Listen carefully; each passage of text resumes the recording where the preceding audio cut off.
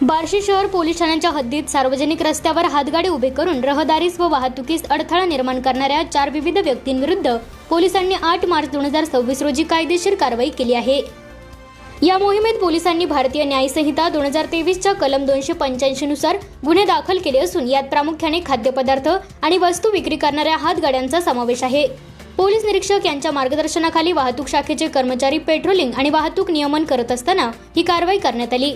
दुपारी 12च्या सुमारास warehouse road येथे हैदराबादी इडली डोसा आणि वडापावची गाडी लावून अडथळा निर्माण केल्याप्रकरणी विलास भारत लेंगर वय वर्ष 35 राहणार नाळे प्लॉट बार्शी याच्यावर पहिली कारवाई करण्यात आली। त्यानंतर दुपारी 12:30 वाजता एसटी स्टँड चौक येथे लकी चायनीज हातगाडी उभी करून वाहतूक विस्कळीत करणाऱ्या प्रदीप सुरेश रासम वय वर्ष 35 सध्या राहणार लहुजी चौक बार्शी याच्यावर गुन्हा नोंदवण्यात आला।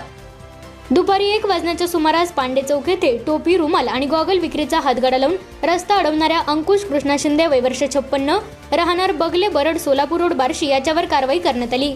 याच ठिकाणी दुपारी 1:05 वाजता असाच प्रकारचा हातगाडा लावून रहदारीस अडथळा आणणाऱ्या मोहन सुखदेव वनकळ वय वर्ष 60 राहणार राऊळ गल्ली बार्शी याच्यावरही गुन्हा दाखल करण्यात आला आहे।